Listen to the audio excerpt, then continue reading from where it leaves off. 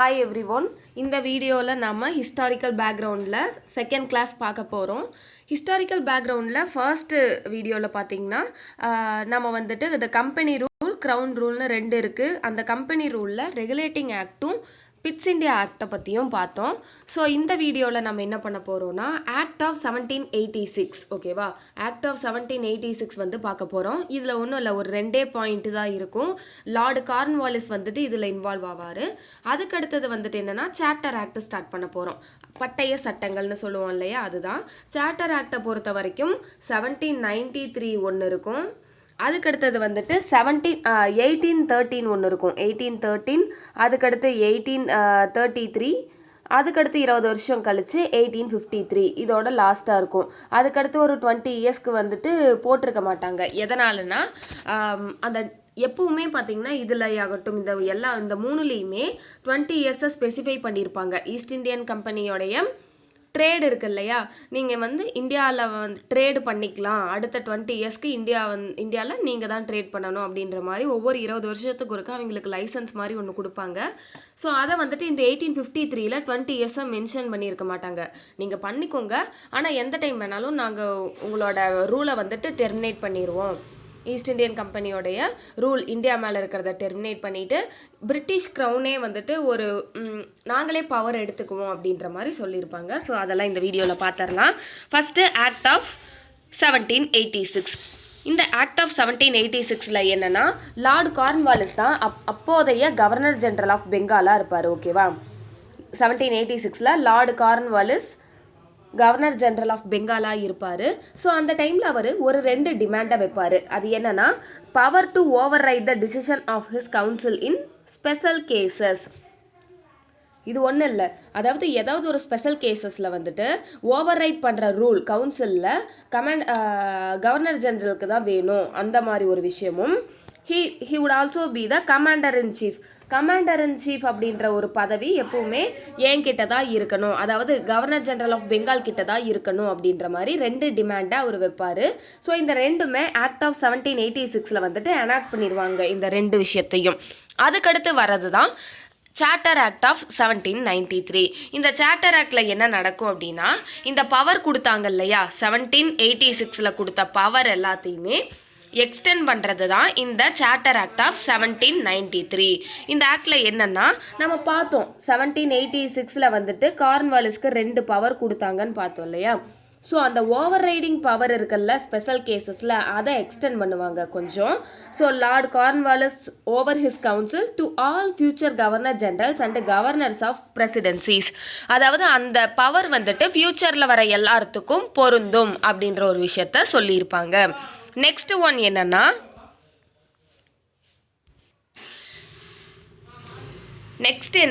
It gave the governor general more power. ஓகேவா. More power and control over the governments of the subordinate presidencies of Bombay and Madras. அதாவது Bombay and Madras மேலே இருக்க control வந்துட்டு governor general of பெங்காலுக்கு இருக்குன்னு நம்ம பார்த்தோம் இல்லையா. ஸோ அந்த பவரையும் வந்துட்டு கொஞ்சம் எக்ஸ்டெண்ட் பண்ணுறாங்க. Next it extended the trade monopoly of the company in India for another period of 20 years. 20 years mention பண்ணியிருக்காங்களா, அந்த 20 இயர்ஸும்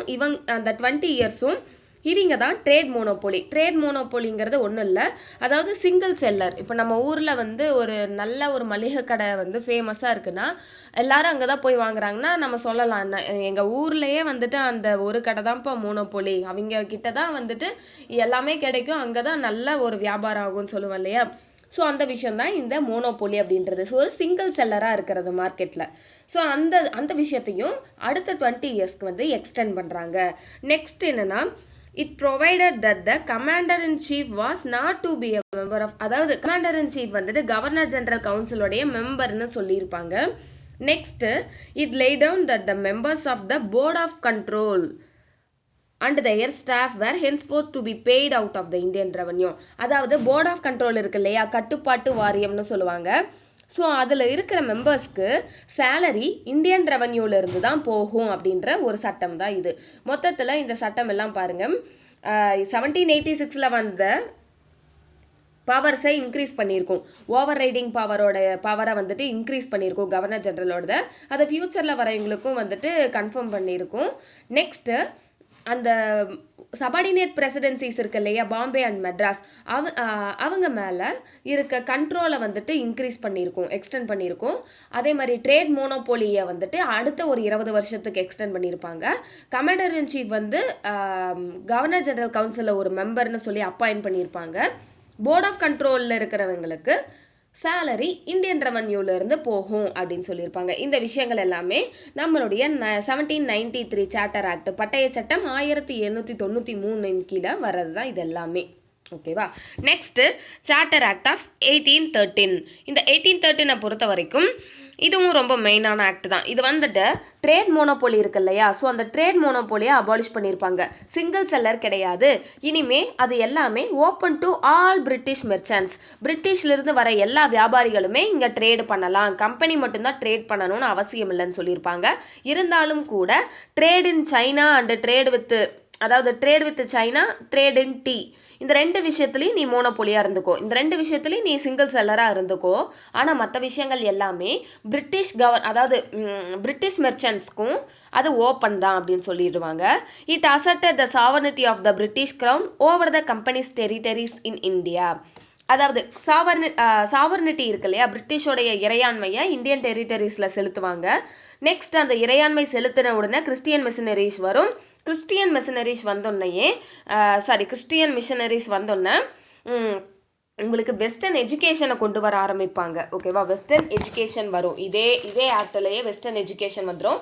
அதுக்கடுத்தது லோக்கல் கவர்மெண்ட்டை வந்து நீங்கள் டேக்ஸ் கலெக்ட் பண்ணிக்கலாம், டேக்ஸ் கொடுக்கலன்னா நீங்களே பனிஷ் பண்ணிக்கலாம் அப்படின்ற ஒரு விஷயமும் இதில் சொல்லியிருப்பாங்க. ஓகேவா, அது பாருங்கள் அடுத்த 2 point. It provided for the spread of western education among the inhabitants of British territories in India. Western education கொண்டு வந்திருப்பாங்க. Local governments in India to impose taxes on persons, they could also punish the persons for not paying taxes. Tax கட்டலைன்னா நீங்களே punish பண்ணிக்கலாம் அப்படின்ற விஷயத்த சொல்லியிருப்பாங்க. அதாவது 1813 ஆக்டை பொறுத்த வரைக்கும் என்னன்னா, ஈஸ்ட் இந்தியன் கம்பெனியோடைய ட்ரேட் மோனோபோலியை அபாலிஷ் பண்ணிட்டு டீலையும் சைனாவில் மட்டும், அதாவது trade in tea, trade with China, இந்த 2ல் மட்டும் மோனோபோலியாக இருந்துக்கோ, மற்றது எல்லாமே பிரிட்டிஷ் மெர்ச்சன்ட்ஸ்க்கு ஓப்பன் தான் அப்படின்னு சொல்லிடுவாங்க. அடுத்து என்ன சொல்லுவாங்க, பிரிட்டிஷ் கிரவுனோட இறையாண்மை இருக்கு இல்லையா, sovereignty of the British crown over the company's territories in India, அதாவது பிரிட்டிஷ் இறையாண்மையை நம்மளோட இந்திய பகுதிகளில் செலுத்துவாங்க. கிறிஸ்டியன் மிஷனரிஸ் வரும். அதுக்கடுத்தது இந்த வெஸ்டர்ன் எஜுகேஷன் வரும். லோக்கல் கவர்மெண்ட்ஸ் டேக்ஸ் போட்டுக்கலாம், டேக்ஸை நீங்கள் எப்படி வேணால் கலெக்ட் பண்ணிக்கலாம், அதாவது டேக்ஸ் கொடுக்கலன்னா பனிஷ் பண்ணிக்கலாம் அப்படின்ற ஒரு விஷயத்தையும் இந்த இடத்துல சொல்லியிருப்பாங்க. இதுதான் சார்ட்டர் ஆக்ட் ஆஃப் 1813. ஓகேவா. அதுக்கடுத்து சார்ட்டர் ஆக்ட் ஆஃப் 1833 பார்க்கலாம். ஓகேவா, அதுக்கடுத்த ஆக்ட். இந்த ஆக்டை பொறுத்த வரைக்கும் மெயினானது ஃபைனல் ஸ்டெப் டுவர்ட்ஸ் சென்ட்ரலைசேஷன் அப்படின்ற ஒரு வார்த்தை வரும்.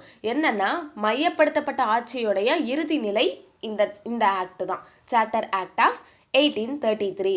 இந்த ஆக்டை பொறுத்த வரைக்கும் இதோட ஃபீச்சர்ஸ்ன்னு எடுத்துட்டிங்கன்னா, it made the governor general of Bengal, அதாவது கவர்னர் ஜெனரல் ஆஃப் பெங்கால் அது வந்துட்டு என்னவா மாற்றிருப்பாங்கன்னா கவர்னர் ஜெனரல் ஆஃப் இந்தியா அப்படின்னு மாற்றிருப்பாங்க. ஓகேவா, கவர்னர் ஜெனரல் ஆஃப் இந்தியான்னு சொல்லி மாற்றிருப்பாங்க. ஸோ இப்படி மாற்றினதுனால பவரும் இன்க்ரீஸ் பண்ணணும் இல்லையா, ஸோ அவருக்கு என்னன்னா சிவில் அண்ட் மிலிட்ரி பவர்ஸ் எல்லாத்தையுமே வந்துட்டு கொடுக்குறாங்க. ஃபர்ஸ்ட் டைம் வந்துட்டு government of India having authority over the entire territorial area possessed by the British in India. First time இந்த கவர்னர் ஜெனரல் ஆஃப் இந்தியாவை என்ஜாய் பண்ணவர் யாருன்னா லார்ட் வில்லியம் பென்டிக். அவர் தான் வந்துட்டு ஃபர்ஸ்ட் டைம் இதை வந்துட்டு என்ஜாய் பண்ணுறாரு. ஓகேவா. அதுக்கடுத்தது it deprived the governor of Bombay and Madras of their legislative powers. நம்ம பார்த்தோம் இல்லையா, ஆல்ரெடி வந்துட்டு 1773 ஆக்டில் என்ன சொல்லியிருந்தாங்க, பாம்பே அண்ட் மெட்ராஸ் வந்துட்டு subordinate to governor general of பெங்கால்னு பார்த்தோம். ஆனால் அவங்களோட இண்டிபெண்டன்ஸியை வந்து பிடுங்கிட்டாங்கன்னு பார்த்தோம் இல்லையா.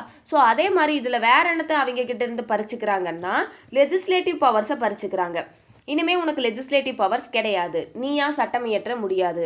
அந்த மாதிரி சட்டம் இயற்றும் அதிகாரம் கவர்னர் ஜெனரல் ஆஃப் இந்தியாவுக்கு மட்டும்தான் இருக்கு, அவருக்கு தான் எக்ஸ்க்ளூசிவ் லெஜிஸ்லேட்டிவ் பவர் இருக்கு என்டையர் பிரிட்டிஷ் இந்தியாலன்னு சொல்லியிருப்பாங்க. அதுக்கடுத்து the laws made under the previous acts were called, அவ்வளோதான், இதைத்தான் சொல்லியிருப்பாங்க இந்த இடத்துல. Next it ended the activities of the East Indian Company as a commercial body. East Indian Company வந்துட்டு கமர்ஷியல் பாடியாக இருந்துச்சுன்னு நம்ம பார்த்தோம் இல்லையா. ஸோ அந்த கமர்ஷியல் பாடியை வந்துட்டு இனிமே நீ கிடையாது, இனிமே நீ ஒரு பியூர்லி அட்மினிஸ்ட்ரேட்டிவ் பாடி அப்படின்னு சொல்லிடுவாரு. நம்ம பார்த்தோம் ஈஸ்ட் இந்தியன் கம்பெனி வந்து ஒரு கமர்ஷியல் பாடியாகவும் போர்ட் ஆஃப் கண்ட்ரோல் வந்துட்டு பொலிட்டிக்கல் அஃபேர்ஸை பார்க்குறதாகவும் இருந்துச்சுன்னு நம்ம பார்த்தோம்ல. ஸோ அந்த விஷயத்த இந்த இடத்துல மாற்றுறாங்க. நீ இனிமேல் கமர்ஷியல் பாடி கிடையாது, இனிமேல் நீ ஒரு பியூர்லி அட்மினிஸ்ட்ரேட்டிவ் பாடி தான், நிர்வாகம் பண்ணுற ஒரு அமைப்பு தான் நீ அப்படின்னு சொல்லிடுறாங்க. It provided that the company's territories in India were held by its அது இல்லாமல் ஒரு வார்த்தை இங்கே சொல்லுவாங்க என்னன்னா, in trust for his majesty, his heirs and successors. அதாவது அவங்களோட வாரிசு வம்சத்திற்கு வந்து நம்பிக்கையின் பாத்திரமா இருப்போம் அப்படின்ற மாதிரியான ஒரு சென்டென்ஸை இந்த இடத்துல விடுறாங்க 1833 சார்ட்டர் ஆக்ட்ல. நெக்ஸ்ட் இந்த சார்ட்டர் ஆக்ட்ல தான் ஃபர்ஸ்ட் டைம் வந்துட்டு ஒரு அட்டெம்ப்ட் கொடுக்குறாங்க. என்னன்னா யூபிஎஸ்சி, அதாவது சிவில் சர்வன்ஸ் இருக்கு இல்லையா, அந்த சிவில் சர்வீஸ் எக்ஸாம்ஸை வந்துட்டு ஓப்பன் டு இந்தியன்ஸும் வந்துட்டு அதில் இருக்கலாம் அப்படின்ற மாதிரி ஒரு விஷயத்த ஃபர்ஸ்ட் டைம் வந்து இருக்கலான்னு ஒரு அட்டெம்ப்ட் தான் எடுக்கிறாங்களே தவிர, ஆனால் அந்த இடத்துல வந்து இது பாஸ் ஆகலை. ஏன்னு கேட்டிங்கன்னா கோர்ட் ஆஃப் டைரக்டர்ஸ் வந்துட்டு இதை எதிர்த்துடுறாங்க. ஓகேவா, அவங்க எகெயின்ஸ்டாக இருந்தங்காட்டியும் இது வந்துட்டு மேலும் வராமையே போயிடுச்சு. கடைசியாக பார்த்தீங்கன்னா இந்த open competition for selection of civil servants வந்து எப்போ வந்து பாஸ் ஆகும்னா 1853, அதாவது இதுக்கு அடுத்த ஆக்ட் இருக்கு இல்லையா, இந்த ஆக்டில் தான் இது பாஸ் ஆகும். ஓகே, அவ்வளோதான். 1833 ஆக்டை பொறுத்த வரைக்கும் ஒன்றும் கிடையாது, ரொம்ப சிம்பிளான ஆக்ட் தான். இந்த ஆக்டை பொறுத்த வரைக்கும் ஃபர்ஸ்ட் என்ன, கவர்னர் ஜெனரல் ஆஃப் பெங்காலை கவர்னர் ஜெனரல் ஆஃப் இந்தியாவான்னு மாத்துறாங்க. ஃபர்ஸ்ட் டைம் இதை என்ஜாய் பண்ணது வில்லியம் பெண்டிக்ட் தான் என்ஜாய் பண்றாரு. அதுக்கடுத்து பாம்பே அண்ட் மெட்ராஸுடைய லெஜிஸ்லேட்டிவ் பவரை பறிச்சுக்கிட்டு இனிமேல் கவர்னர் ஜெனரல் ஆஃப் இந்தியாவுக்கு மட்டும்தான் அந்த பவர் இருக்குன்னு சொல்லிடுறாங்க. அதுக்கடுத்து ஈஸ்ட் இந்தியன் கம்பெனி வந்துட்டு இனிமே வந்து கமர்ஷியல் பாடி கிடையாது, அது ஒரு பியூர்லி அட்மினிஸ்ட்ரேட்டிவ் பாடி அப்படின்னு சொல்லி in trust for his majesty, his heirs and successors அப்படின்ற அந்த வாரிசு வம்சத்துக்கு நம்பிக்கையின் பாத்திரமா இருப்போன்ற ஒரு சென்டென்ஸை கொடுக்குறாங்க. அதுக்கடுத்து அந்த open competition for selection of civil servants இருக்கு இல்லையா, அந்த விஷயத்த வந்து ஒரு அட்டெம்ப்ட் கொடுக்குறாங்க. ஆனால் ஃபோர்ஸுக்கு வந்துச்சான்னு கேட்டிங்கன்னா கிடையாது. அடுத்த சார்ட்டர் ஆக்ட்ல தான், அடுத்து 20 வருஷம் கழிச்சு தான் அது வந்து ஃபோர்ஸுக்கு வருது. ஓகே, அவ்வளோதான்.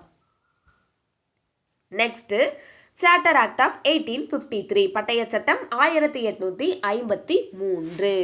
இதை பொறுத்த வரைக்கும் என்னன்னா last of the series of charter acts. இதுதான் சார்ட்டர் ஆக்ட், பட்டய சட்டங்கள்ல கடைசியானது. இது என்னன்னா பிரிட்டிஷ் பார்லிமெண்ட் பிட்வீன் 1893 1883 அந்த இப்போ குறிப்பிட்ட பீரியட்ல இருந்தது தான். இதை என்ன சொல்றாங்க, சிக்னிஃபிகண்ட் கான்ஸ்டியூஷனல் லேண்ட்மார்க் அப்படின்னு சொல்றாங்க. எதனாலன்னா இது ரொம்ப கான்ஸ்டியூஷன்ல மெயின் ஆனது. எதனாலன்னு பார்க்கலாம். இதை வந்து செப்பரேட் பண்ணுது. என்னத்தை செப்பரேட் பண்ணுதுன்னா, நம்ம பார்த்தோம் பிட்ஸ் இந்தியா ஆக்ட்ல வந்துட்டு கமர்ஷியல் அண்ட் பொலிட்டிக்கல்னு பிரிச்சுது. ஆனால் இந்த இடத்துல சார்ட்டர் ஆக்ட் 1853 எப்படி பிரிக்குதுன்னா லெஜிஸ்லேட்டிவ் அண்ட் எக்ஸிக்யூட்டிவ் ஃபங்க்ஷன்ஸ்னு ரெண்டா பிரிக்குது. லெஜிஸ்லேட்டிவ் ஃபங்க்ஷன்ஸ் தனியாகவும் எக்ஸிக்யூட்டிவ் ஃபங்க்ஷன்ஸ் தனியாகவும் பிரிக்குது. அந்த கவர்னர் ஜெனரல் கவுன்சில் இருக்கு இல்லையா, அதில் ஒரு 6 மெம்பர்ஸை வந்துட்டு அடிஷனாக ஆட் பண்ணுது, 6 நியூ மெம்பர்ஸை ஆட் பண்ணுது. ஸோ இந்த லெஜிஸ்லேட்டிவ் கவுன்சில் பார்த்துட்டிங்கன்னா இந்தியன் லெஜிஸ்லேட்டிவ் கவுன்சில்னு சொல்கிறாங்க. இது ஒரு மினி பார்லிமெண்ட்டாக செயல்படுது அப்படின்னு சொல்லியிருப்பாங்க. மினி பார்லிமெண்ட்டாக எந்த மாதிரினா பிரிட்டிஷ் பார்லிமெண்ட் மாதிரியே செயல்படுது அப்படின்னு சொல்லியிருப்பாங்க. அதாவது லெஜிஸ்லேஷன், அதாவது ஸ்பெஷல் மெஷினரி அண்ட் ஸ்பெஷல் ப்ராசஸ்லாம் வரும்போது இது வந்து பார்த்துக்கும். ஃபர்ஸ்ட் டைம் வந்துட்டு இந்த special functions of the government requiring special machinery and special process எல்லாமே இதுக்கு அடியில் வருது. அதுக்கடுத்து அதாவது என்னன்னா எக்ஸிக்யூட்டிவ் அண்ட் லெஜிஸ்லேட்டிவ் பவரை தனித்தனியாக பிரிக்குது. 6 நியூ மெம்பர்ஸ் லெஜிஸ்லேட்டிவ் கவுன்சிலர்ஸாக ஆட் பண்ணுது. அந்த கவர்னர் ஜெனரல் லெஜிஸ்லேட்டிவ் கவுன்சில் வந்துட்டு இந்தியன் லெஜிஸ்லேட்டிவ் கவுன்சில்னு சொல்லப்படுது. ஒரு மினி பார்லிமெண்ட்டாக செயல்படுது. ஓகேவா. ஸோ 1773 பார்த்தோம், நாம் வந்து கவர்னர் ஆஃப் பெங்காலை கவர்னர் ஜெனரல் ஆஃப் பெங்கால்னு மாற்றி அவருக்கு ஒரு எக்ஸிக்யூட்டிவ் கவுன்சில் 4 மெம்பர்ஸ் வந்து அவருக்கு அசிஸ்ட் பண்ண கொடுத்துருந்தாங்கன்னு பார்த்தோம். 1833 வந்து லெஜிஸ்லேட்டிவ் பவர் வந்து பாம்பே அண்ட் மெட்ராஸில் இருக்கிறத வந்து டிப்ரைவ் பண்ணிட்டாங்க அப்படின்னு பார்த்தோம். ஒன்லி கவர்னர் ஜெனரல் ஆஃப் இந்தியாவுக்கு மட்டும்தான் அந்த பவர் இருக்குது அப்படின்ற விஷயத்த பார்த்தோம் இல்லையா, அதுதான். இதில் என்னென்னா எக்ஸிக்யூட்டிவ் தனி லெஜிஸ்லேட்டிவ் தனின்றப்ப என்னென்னா எக்ஸிக்யூட்டிவ்னா மினிஸ்டர்ஸ்லாம் வந்துட்டு இருக்கிறது தான். லெஜிஸ்லேட்டிவ்ல ஆக்ட்ஸ் எல்லாம் போடுவாங்க இல்லையா, லைக் பார்லிமெண்ட், அந்த மாதிரி ஒரு விஷயம் தான், வேறு ஒன்றும் இல்லை. ஸோ இதில் வந்துட்டு it introduced and open competition for selection நான் சொன்னேன் இல்லையா, போன டைமில் வந்து அது செயல்படலை. ஸோ அந்த ஓப்பன் காம்படிஷன் சிஸ்டம் அப்படின்றது இந்த 1853 ஆக்டில் தான் கொண்டு வராங்க. So recruitment of civil servants வந்துட்டு இந்தியாவுக்கு ஓப்பன் பண்ணுறாங்க, இந்தியன்ஸும் இருக்கலான்னு. ஸோ இதுக்கு பார்த்தீங்கன்னா மெக்கலே கமிட்டி 1854 அப்பாயிண்ட் பண்ணி உங்களுக்கு கொண்டு வருவாங்க. அதுக்கடுத்தது it extended the company's rule and allowed it to retain the position of Indian territories on trust for the British crown. அதாவது இந்தியன் டெரிட்டரிஸ் வந்துட்டு ட்ரஸ்ட்டு, அதாவது பிரிட்டிஷ் ஈஸ்ட் இந்தியன் கம்பெனியை வந்துட்டு எக்ஸ்டெண்ட் பண்ணுறாங்க. ஆனால் it did not specify any particular period. அடுத்து 20 இயர்ஸ்ன்னு சொன்னதை இந்த இடத்துல சொல்லியிருக்க மாட்டாங்க. இது என்ன நமக்கு தெரியப்படுத்துது? டெர்மினேட்டட் அட் எனி டைம் கம்பெனியோட ரூல். ஓகேவா, பிரிட்டிஷ் பார்லிமெண்ட் நினச்சா எப்போ வேணால் கம்பெனிஸ் ரூலை வந்துட்டு டெர்மினேட் பண்ணிடுவோம், அந்த விஷயத்தை தான் சொல்லுது. அதுக்கடுத்தது it introduced for the first time local representation in Indian legislative council. நம்ம பார்த்தோம் இல்லையா, இந்தியன் லெஜிஸ்லேட்டிவ் கவுன்சிலுக்கு ஒரு 6 நியூ மெம்பர்ஸ் ஆட் பண்ணுறாங்கன்னு. ஸோ அது என்னென்னா லோக்கல் ரெப்ரசன்டேஷன். அதில் 6ல் 4 பேர். ஓகேவா, அந்த 6 நியூ மெம்பர்ஸில் 4 பேர் வந்து நம்ம லோக்கல் ரெப்ரசன்டேஷன். அந்த 4 பேர் எந்தெந்த இடத்துல இருந்தனா முக்கியமான மாகாணங்கள் மெட்ராஸ், பாம்பே, பெங்கால் ப்ளஸ் ஆக்ரா. ஓகேவா, அந்த 6 மெம்பர்ஸில் 4 பேர் வந்து லோக்கல் ரெப்ரசன்டேஷனாக இருக்காங்க. இதுதான் இந்த ஆக்டோட ஒரு இம்பார்ட்டண்ட்டான ஒரு விஷயம். ஓகே, என்னன்னு பார்த்துட்டோம். என்னென்னா 1853 ஆக்டை பொறுத்த வரைக்கும் உங்களுக்கு வந்துட்டு ஒன்றும் இல்லை, இது வந்து ஒரு இம்பார்ட்டன்ட் கான்ஸ்டியூஷனல் லேண்ட்மார்க் அப்படின்னு சொல்லியிருப்பாங்க. லெஜிஸ்லேட்டிவ் அண்ட் எக்ஸிக்யூட்டிவ் பவர்ஸை தனியாக பிரித்து லெஜிஸ்லேட்டிவ் கவுன்சிலில் ஒரு 6 மெம்பர்ஸை ஆட் பண்ணும். இந்த 6ல் 4 மெம்பர்ஸ் வந்து லோக்கல் ரெப்ரசன்டேஷன். அவங்க எங்கெங்கே இருந்துன்னா மெட்ராஸ், பாம்பே, பெங்கால்லேருந்து ஒருத்தர், அதே மாதிரி ஆக்ராலேருந்து 4 பேர். ஓகேவா, 4 பேர் அப்பாயிண்ட் பண்ணியிருப்பாங்க. Open competition. ஓகேவா, அந்த யூபிஎஸ்சி, அதாவது இப்போ தான் யூபிஎஸ்சின்னு சொல்கிறேன், அன்றைய சிவில் எக்ஸாம்ஸோடைய காம்படிஷன் வந்துட்டு ஓப்பன் காம்படிஷன் சிஸ்டம் வந்துட்டு கொண்டு வந்திருப்பாங்க. அதுக்கடுத்தது ஒரு பர்டிகுலர் பீரியடை வந்துட்டு மென்ஷன் பண்ணியிருக்க மாட்டாங்க, அதாவது ஸ்பெசிஃபை பண்ணியிருக்க மாட்டாங்க. ஸோ எந்த டைம் வேணாலும் கம்பெனி ரூலை நாங்கள் டெர்மினேட் பண்ணிடுவோம் அப்படின்னு சொல்லியிருப்பாங்க இன்டைரக்டாக. அந்த ஸ்பெசிஃபை பண்ணலினாவே அதான அர்த்தம், அவ்வளோதான். இதை பொறுத்த இதுதான் 1853 ஆக்ட். இந்த 1853க்கு அடுத்து என்ன நடக்கும்னு பார்த்துட்டிங்கன்னா 1853ல் அடுத்து 20 இயர்ஸ் வந்து டைம் மென்ஷன் பண்ணலையா, அதுக்கு தகுந்த மாதிரி என்ன நடக்கும்? 1857ல் கிரேட் ரிவோல்ட் நடக்கும். இந்தியா ஃபுல்லாக ஒரே கலவரமாக இருக்கும். நார்த் இந்தியா ஃபுல்லாகவே எனக்கு தெரிஞ்ச நம்ம சவுத்தில் தான் ஒன்றும் நடந்திருக்காதே தவிர 1857ல் நார்த் இந்தியா ஃபுல்லாகவே கலகம் வெடிச்சிருக்கும், மாத கணக்கில் போயிருக்கும். ஆனால் அது எல்லாத்தையுமே பிரிட்டிஷ் ஒடுக்கிடுவாங்க. இருந்தாலும் கூட இதுக்கு காரணம் ஈஸ்ட் இந்தியா கம்பெனி தான் நினச்ச பிரிட்டிஷ் க்ரௌன் என்ன பண்ணும், 1858ல் குயின் விக்டோரியா ப்ரொக்ளமேஷன் அப்படின்ற ஒன்றை கொண்டு வந்து இனிமேல் east Indian company board of control, court of directors எல்லாத்தையும் அபாலிஷ் பண்ணிவிட்டு இனிமேல் பிரிட்டிஷ் க்ரௌன் தான் இங்கே ரூல் பண்ணும் அப்படின்னு ஸ்டார்ட் பண்ணும். அந்த பிரிட்டிஷ் க்ரௌன் ரூல் வந்து எப்போ வரைக்கும் நீடிக்கும்னா 1947 ஆகஸ்ட் 15 நம்ம சுதந்திரம் பெற்றோம் இல்லையா, ஸோ அது வரைக்குமே பிரிட்டிஷ் க்ரௌனோட ரூல் தான் இருக்கும். இதுக்கு முன்னாடி எல்லாம் இருக்கிறதெல்லாம் நம்ம இதோட கம்பெனி ரூல் முடிஞ்சிச்சு 1853, அதாவது 1857ஓட முடியும். அதுக்கடுத்தது 1858ல் க்ரௌன் ரூல் ஸ்டார்ட் ஆகிடும். ஸோ அதை வந்துட்டு அடுத்த வீடியோவில் நம்ம பார்த்துடலாம். இது ரொம்ப சின்ன வீடியோவாக இருந்தாலும் அடுத்து வர வீடியோ கொஞ்சம் பெருசாக இருக்கும்னு நினைக்கிறேன். ஸோ இந்த வீடியோ உங்களுக்கு பிடிச்சிருந்தா கண்டிப்பாக ஹோம் ஸ்டடி ஹெச்எஸ் சேனலை லைக் பண்ணுங்கள், ஷேர் பண்ணுங்கள், கமெண்ட் பண்ணுங்கள். தேங்க்யூ.